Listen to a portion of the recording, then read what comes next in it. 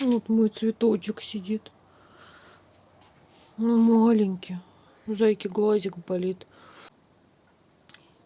Видимо, ему попали когтем то не в сам глаз, а вот этот уголочек на коже. Сначала была просто маленькая полосочка, а потом краснота пошла. В общем, мы ходили в клинику ветеринарную опять, где есть русскоговорящий ветеринар. Но это было воскресенье, она не работала в этот день. И мы, хотя мы ее встретили прямо перед входом, она просто с мамой своей прогуливалась, она нам посоветовала, как лечить. Вот. Но мы все-таки сходили еще ветеринару, так как ветеринарка-то, она работает и в выходные, субботы и воскресенье. Вот. И, в общем, врач другая посмотрела его, сказала, что ничего страшного, назначила мазь, которой мазать, промывать глаз. И промыла ему глаз сама там у себя физраствором. Вот. К чему я это рассказываю? К тому, что удивительно, что денег с нас за это не взяли. Потому что не сочли нужным, так как просто промыли физраствором, консультация бесплатна. То есть они только за лечение берут деньги. Это очень приятно, конечно. Всем привет! Вы на канале Дубль 2. Я Галина. Для тех, кто совсем недавно подписался на мой канал, я немножко объясню, что я и мой сын 9 месяцев назад переехали жить из России в Сербию. Приобрели здесь квартиру. Теперь живем в Сербии, в городе Ниш. Я художник.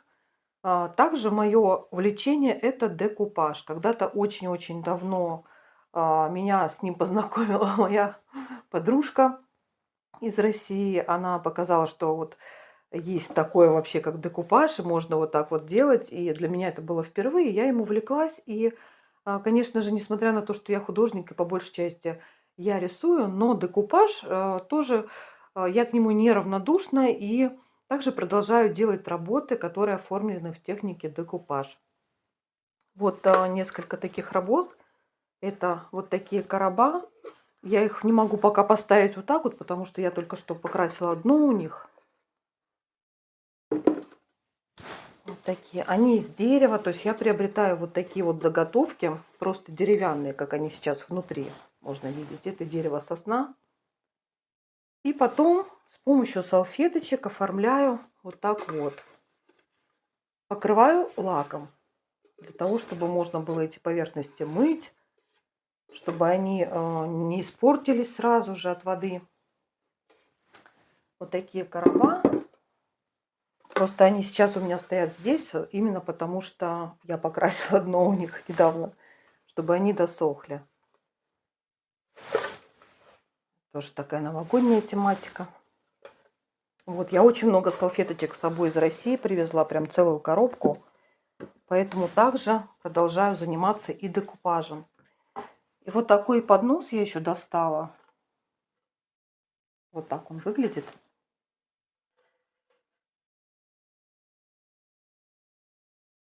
Здесь и картинка, и также использована как техника каракелюр. То есть это искусственное растрескивание краски.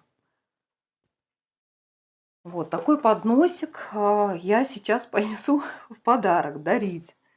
И еще, ой, я ее забыла достать, ну, в общем, вот такую вот пачечку кофе. Новую, это просто не новая, я просто не достала ее, забыла. Это тоже кофе, привезенный из России, кофе Монарх по-турецки. Мне он по качеству очень нравится, поэтому мы хотим угостить в преддверии праздника большого, Пасхи. Хотим сделать такой небольшой презентик для людей, которые наши соседи. Это как раз тот мужчина, который, как в прошлой серии я рассказывала о том, что у нас сложилась очень такая конфликтная ситуация с нашей соседкой вот из дома, из частного. И когда она на меня напала с лопатой, с метлой, то человек проходил мимо и не остался равнодушным к этой ситуации. Он подошел и просто меня защитил. Вот. И, конечно же, я ему благодарна. И это в первую очередь является доказательством того, что люди в Сербии очень хорошие. Просто правильно говорят, что в любой стране могут быть и хорошие и плохие люди. Вообще я хочу сказать, что сербы практически все, ну, по большей части, неравнодушные люди. Они очень легко вписываются в какие-то ситуации в плане помощи. Прям вот сами имеют такое желание. Это я уже обратила внимание давно на это. В общем, пойдем мы благодарим, подарим подарочек. Это молодая семья, муж с женой и маленький ребенок у них. В предыдущем ролике я рассказала эту жуткую историю, страшную историю с нашей вот соседкой. Кто не видел, посмотрите. В общем, хочу сказать, что это не связанные события, но просто пришло время, мы уже давно с соседями договорились, что у нас по периметру будут висеть камеры по периметру дома. Скинулись на все это дело, и нам поставят камеры. Поэтому я надеюсь, что человек хотя бы на эти камеры среагирует и больше не будет себя так вести. Живописью художников или вообще у людей, которые увлекаются дизайном интерьера или вообще когда-то занимались дизайном, конечно же, знают, что существует такое понятие, как цветовой круг. На нем расположены различные цвета, и есть такое понятие, как противоположные цвета на цветовом круге. То есть такими цветами, например, являются красный с зеленым, синий с желтым. То есть они на круге занимают именно противоположные места. Вот красный, зеленый, синий, желтый. И к чему я это рассказываю? То, что можно провести такое сравнение такое, например, с жизненными ситуациями. То есть как аллегорию взять этот цветовой круг и точно так же работает с какими-то жизненными ситуациями, например, с плохими событиями и с хорошими. То есть, когда эти цвета стоят рядом, то они друг друга очень хорошо дополняют. Красный и зеленый противоположные цвета. Красный будет намного ярче и сильнее восприниматься, когда он расположен рядом с этим противоположным цветом зеленым. Также синий и желтый.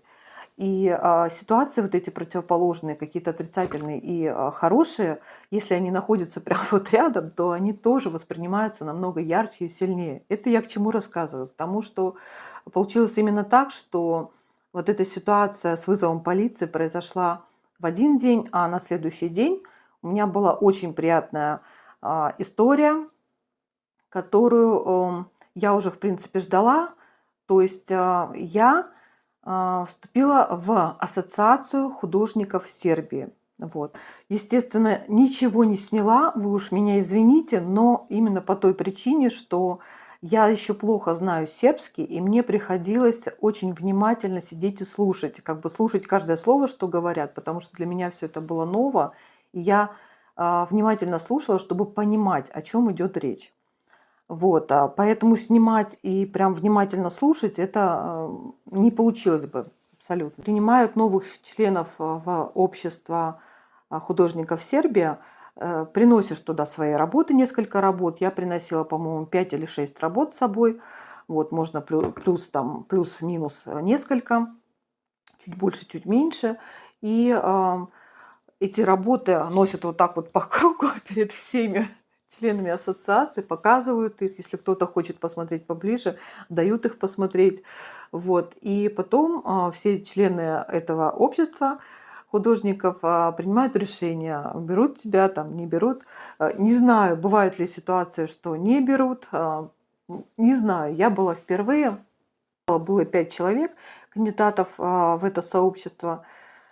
Вот, поэтому, когда сначала я очень внимательно слушала, а потом, когда стали уже носить работы, показывать, мне тоже было не до съемок. Поэтому вы уж меня извините, я не сняла ничего. Хотя снимать было не запрещено, можно было все снимать, но не получилось. Я просто постараюсь рассказать.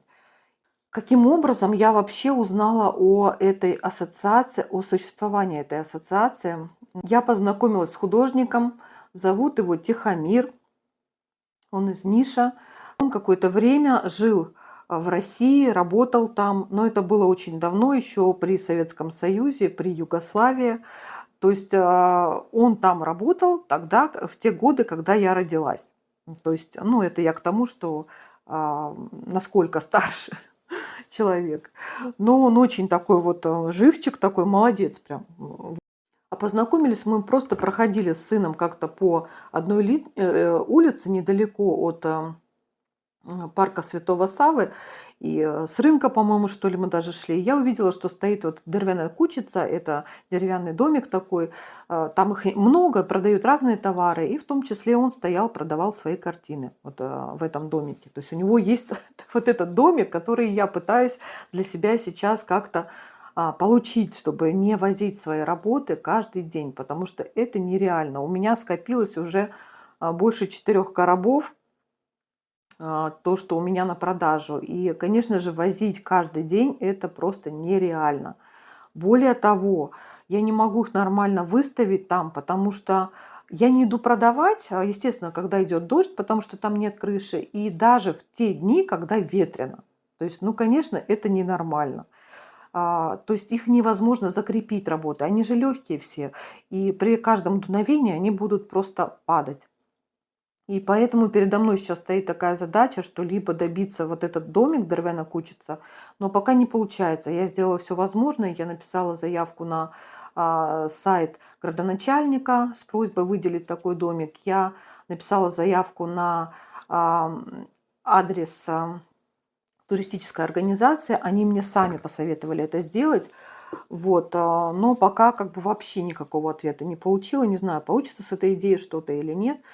Вот, возможно, единственный выход сейчас для меня, так как еще нет машины, это какие-то где-то найти брусочки, не найти, а купить брусочки. И, может быть, сын даже самостоятельно мне сделает какую-то, в общем, какую-то конструкцию, на которой можно будет повесить все мои работы. Но так как я продаю еще и работы, не только картины, а в том числе и вот подносы, которые я расписываю вручную, и много вот декупажных работ. То есть, конечно же, для меня был бы хороший выход, это именно вот эта деревянная кучица, то есть деревянный домик, где я могла бы разместить все свои работы и их там оставлять, то есть не возить туда-сюда. Но пока не получается. Хотя бы сделать что-то нам нужно для того, чтобы нормально вешать свои работы. В общем, мы сейчас занялись именно этим вопросом. И пока я пытаюсь организовать свое нормально, свое место для продажи. И из-за того, что пока нет нормальной организации, я не могу там нормально все разместить, то мне приходится пропускать какие-то дни, не выходить, даже когда ветрено. Это, конечно же, не дело. То есть, если хочешь продавать, то продавать нужно ходить каждый день. Я так понимаю, что художники особо долго не стоят там, это не занимает целый день, и люди уже знают примерно в какое время приходят художники, сколько времени они там стоят, и кому интересно, они под это подстраиваются. То есть приходят в то время, когда художник там стоит.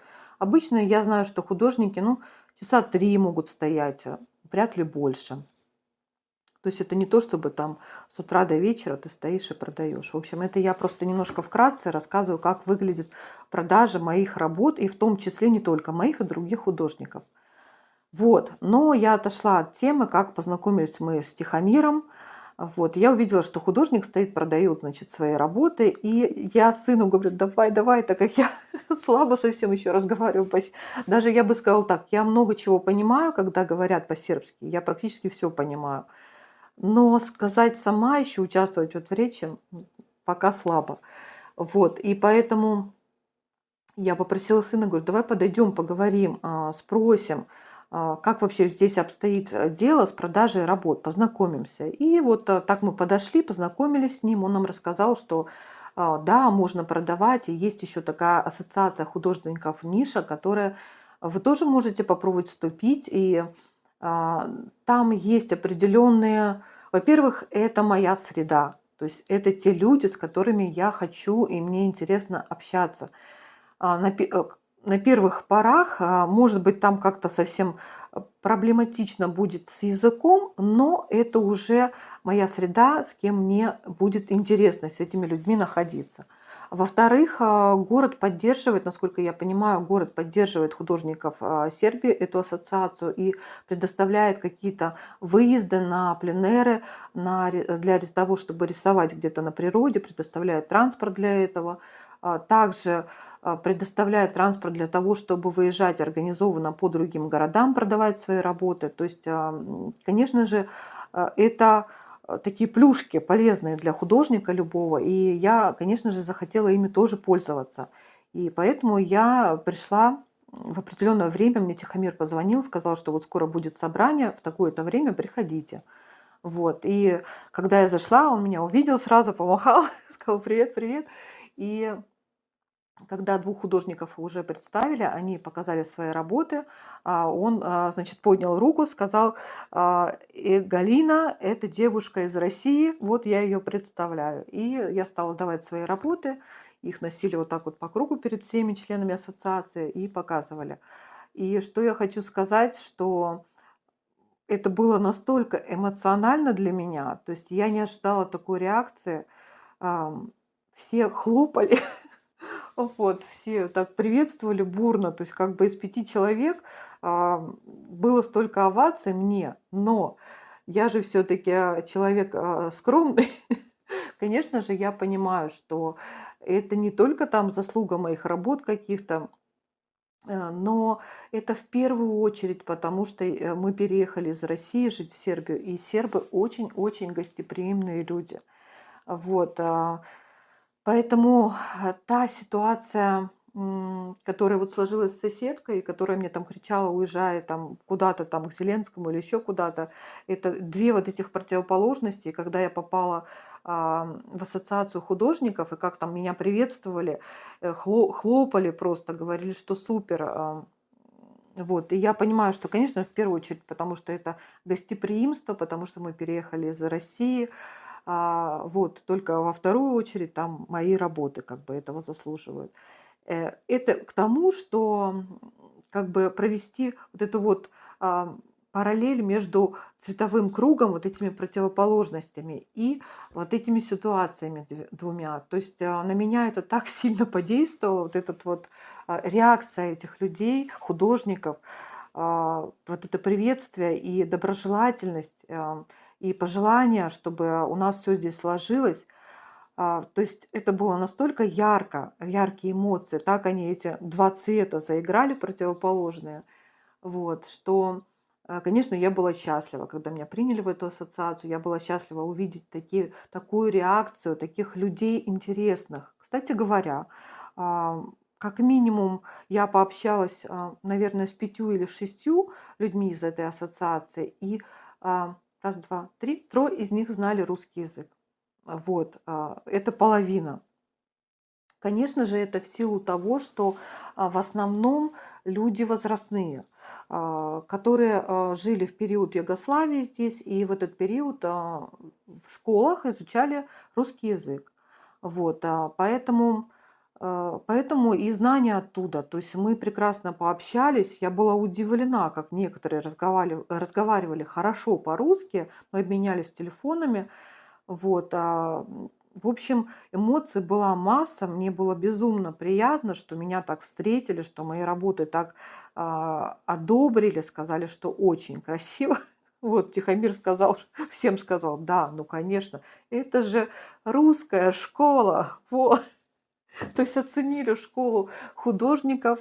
Ну, хотя, конечно же, я не считаю, что это заслуга школы, потому что у меня высшего художественного образования нет. Я только обучалась рисовать еще в детстве. А дальше в школу ходила, имею в виду, в художественную в детстве, в глубоком детстве. Дальше были только какие-то мои навыки, которые я пыталась развивать. Вот. В общем, я вступила в ассоциацию художников Сербия, чему очень рада. И в преддверии такого праздника очень хочу вас всех поздравить, всех православных поздравить с Пасхой, пожелать всего наилучшего, пожелать никогда не скандалить ни с кем, нужно жить дружно, радоваться этой жизни, потому что она прекрасна. И просто всем хорошего дня.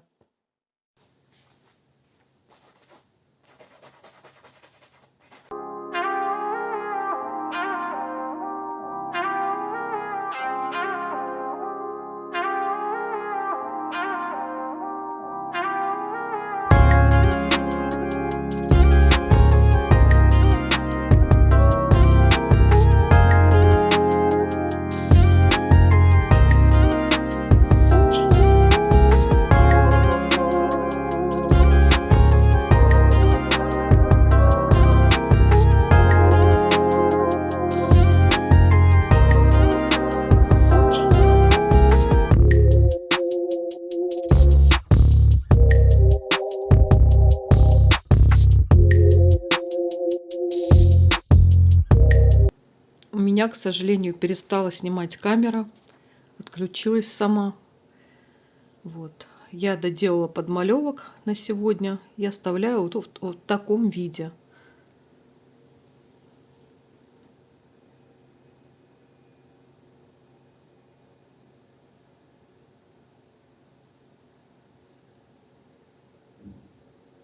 Привет! Сегодня у нас шикарная погода. Уже держится такая погода 3 дня. 20 с лишним градусов, теплынь. Правда, на несколько дней, говорят, опять немножко снизится, где-то до 12-14. Но потом будет снова тепло. В общем, лето неизбежно приближается. Весна. Мы ждем клубнику, черешню. Вот. А сейчас я буду ставить подпись и вставлять в рамочку вот такую свою новую работу. Она такая детской тематики выполнена. Нарисована маслом. Такая эльфичка. Захотелось мне снова что-то детское нарисовать. Вполне возможно, что такую работу приобретут родители для своей дочки и повесят у нее в комнате. Вот, это эльфичка, очень сильно похожа на эльфийку, которая из мультфильма «Питер Пен», Динь-Динь, которую звали. Вот, и такую сказочную картинку я захотела нарисовать. Это, как видно, что ночью происходит. Вот, крылышки у нее подсвечиваются. В общем, такая сказочная детская атмосфера. Сейчас я буду ставить подпись на нее и оформлять ее вот в эту рамочку.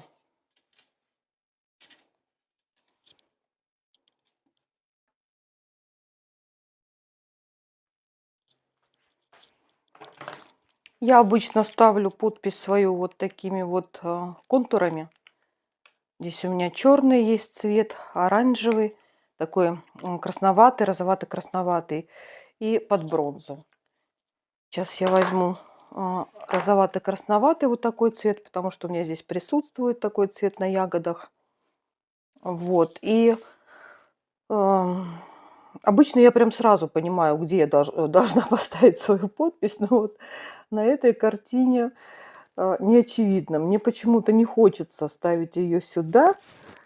Ну, наверное, кто-то скажет, какая ерунда, задумалась о том, куда поставить свою подпись, свой автограф, какая разница. Ну, не знаю, для меня, как для художника, имеет большое значение, куда его поставить. Но все-таки я склонна, что подпись будет стоять с этой стороны. Здесь мне просто нравится глубина такая вот этого темно-фиолетового, синего цвета. Она как будто бы куда-то уводит во что-то такое сказочное, недосказанное. Мне нравится, как получилось здесь вот кусочек. Но здесь более просто, здесь просто листочки на светлом фоне. Поэтому, наверное, так как подпись, она немножко все же закроет это вот эффект этот, то лучше я ее поставлю здесь. Это я объясняю, почему все-таки важно понимать, где правильно поставить свою подпись. Ладно. Здесь холстик у меня небольшой, 30 на 40, и поэтому я немножко свои инициалы, вернее, не инициалы, а свою подпись, обычно я полностью пишу Красовская Галина и год ставлю. Вот сейчас я напишу имя и сокращенно просто буковку К от своей фамилии. Вот. Почему именно имя, а не фамилию полностью? Потому что в Сербии больше принято сначала называть имя полностью, то есть не ставить фамилию впереди, а сначала имя, а потом уже фамилию.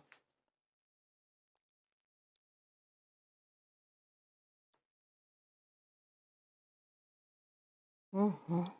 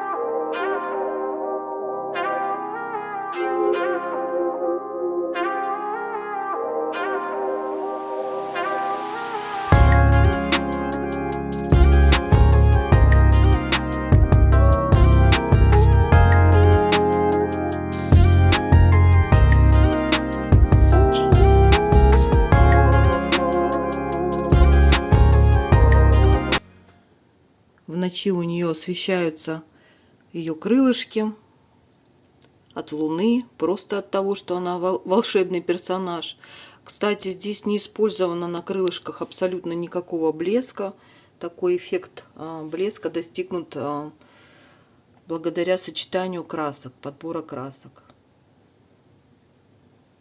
То есть белые, желтые, красные в сочетании дают вот такой блеск. Это примерно то же самое, что эффект свечи. Свеча тоже имеет желтый, красный и белый. И вот в сочетании этот эффект горения свечи, горения огня.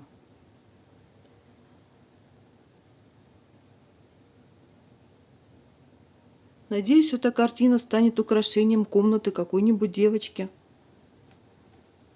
Стоимость этой картины тоже могу сразу озвучить. Будет стоить она 5000 динар. Это совсем недорого, учитывая то, что она уже идет в рамке.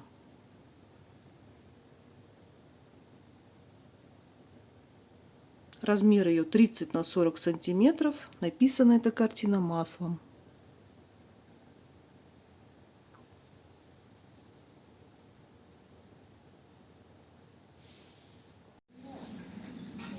У нас, можно сказать, лето пришло. 22 градуса. Красота, солнце.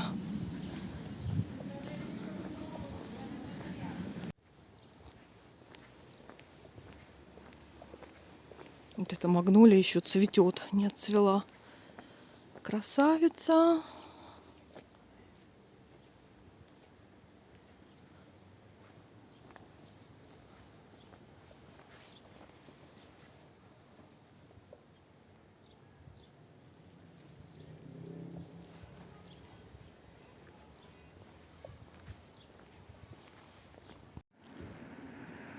Увидела вот такое растение. Не особо понимаю, что это, но мне кажется, это магнолия, только какого-то лимонного цвета. Очень необычно. Я первый раз вижу такую магнолию, если это она, конечно. Как сегодня видно хорошо горы. Красота. Вот они.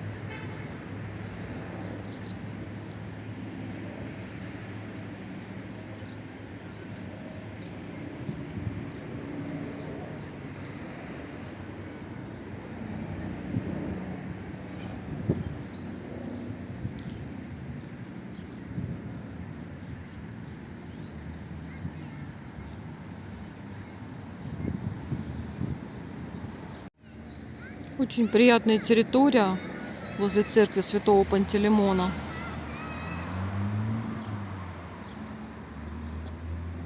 Здесь всегда детки играют, гуляют, люди отдыхают, на лавочках сидят.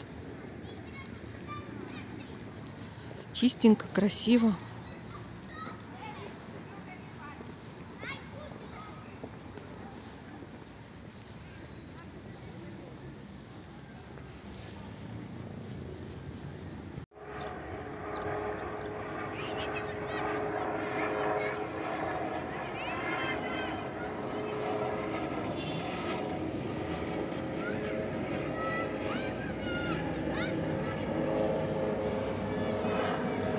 Вот снова рядом с церковью стоит детская площадка, аттракционы. Это очень часто бывает в Сербии. Я уже рассказывала про это, снимала, что очень часто детки играют рядом с церковью. Что здесь вертолет кругами, смотри, летает. Только что он пролетел туда и снова летит. Интересно.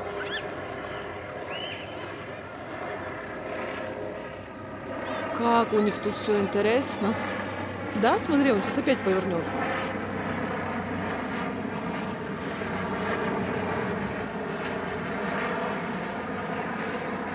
Нет. Все, полетел садиться.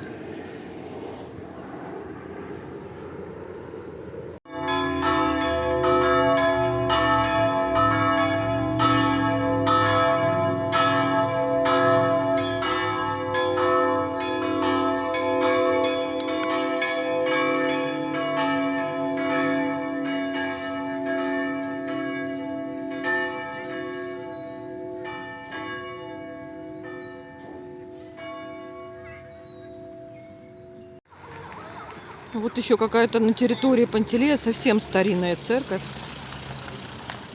Не знаю, что за церковь. Хотя, может быть, это и не церковь. Ну, в общем, что-то похоже. Но, правда, там нет креста сверху почему-то.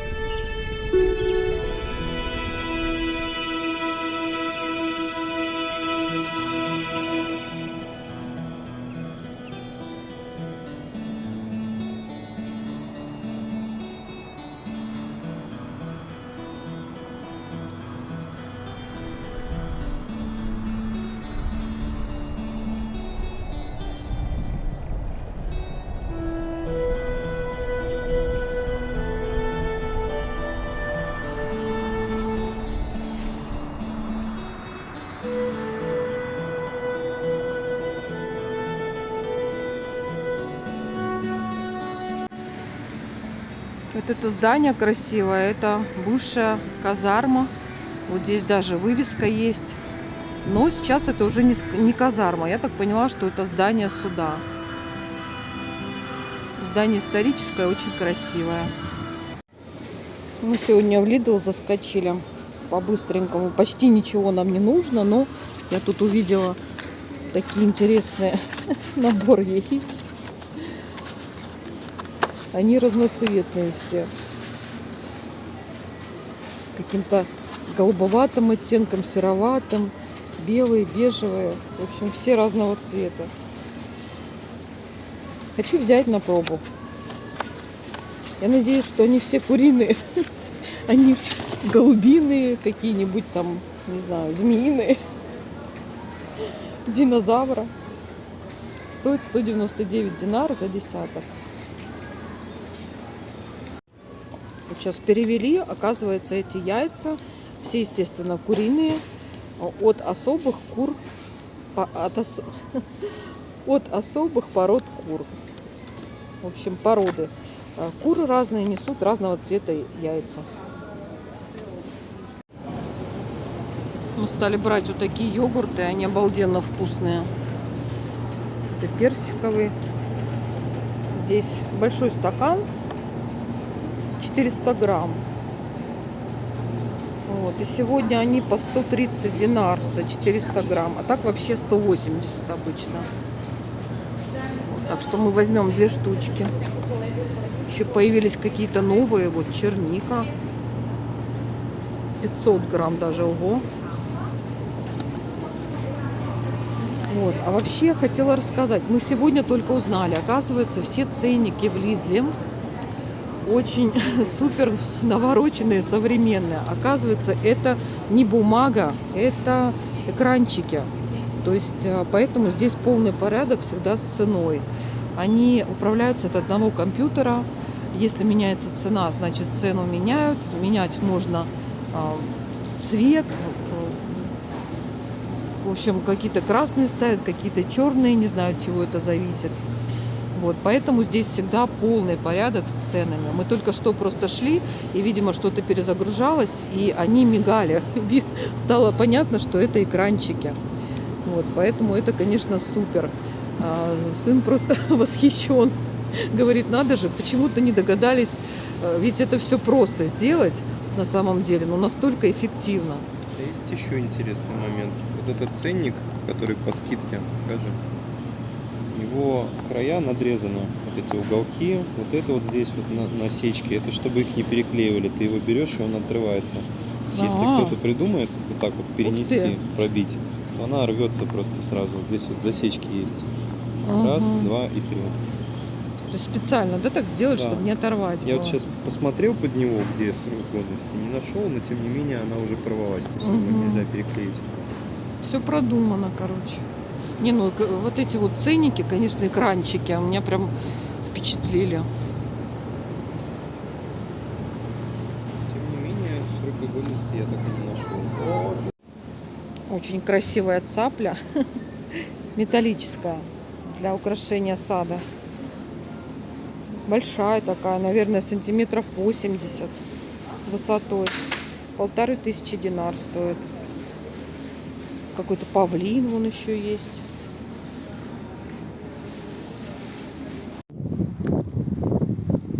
Рядом с нашим домом в улице стали еще один дом строить.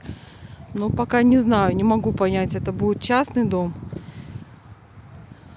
или это будет многоквартирный. Вот, в общем, выкопали вот такой котлованчик.